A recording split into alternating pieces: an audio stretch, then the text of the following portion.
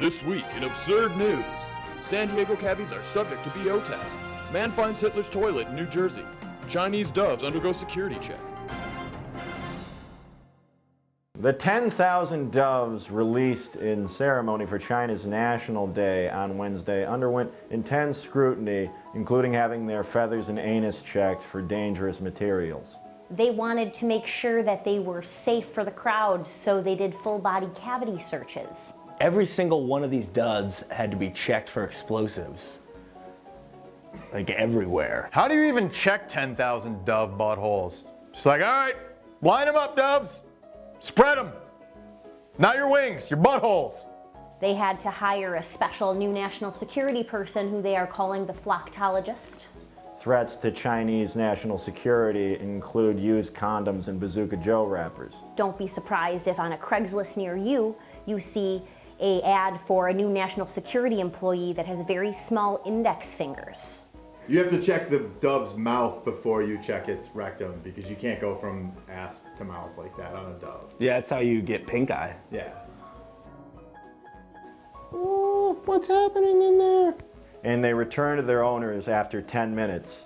In this case, damaged and with trust issues. I consider this a huge missed opportunity for the marketing campaign of Dove soap. They had to take a break after 100 because the doves were pooped.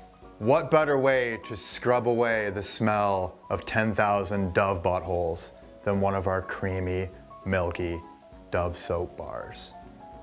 And this is what it sounds like when 10,000 doves cry. This week in absurd news, a New Jersey man discovered that the toilet in his auto repair shop was once owned by Adolf Hitler.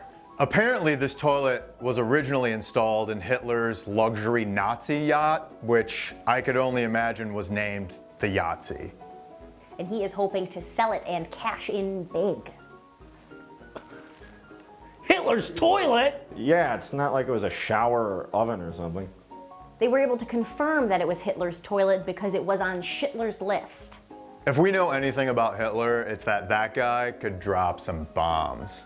Hitler's toilet was found by the storm poopers who invaded the bathroom. I didn't even know Hitler used a toilet. I always thought that that's what Eva Braun was there for. The owner of the toilet said it would be a great conversation starter for whoever bought it. The end of that conversation would probably be, "We're getting a divorce." Steven.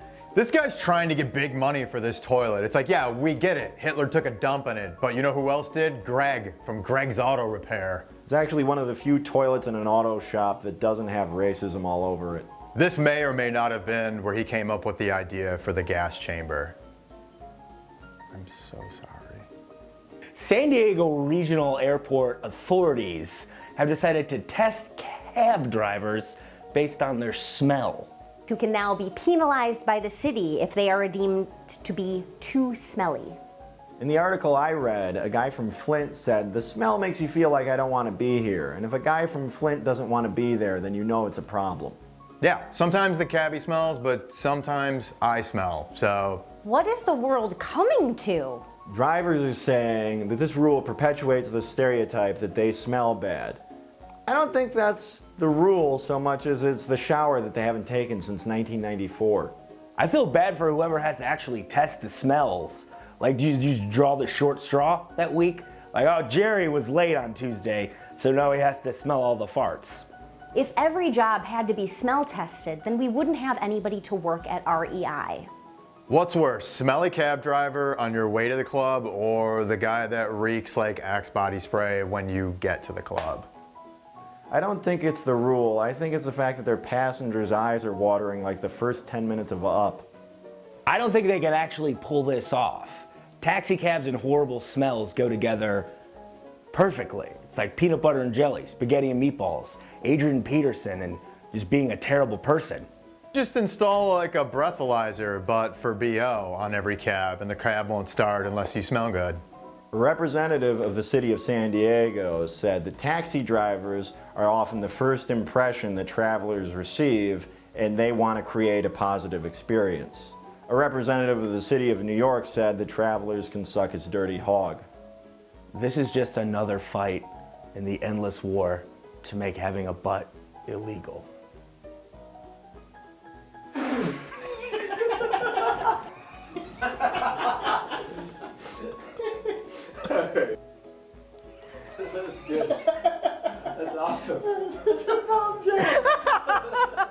buttholes. Then do you... Sorry, we'll get this. Thanks for watching, and check back next week for more absurd news.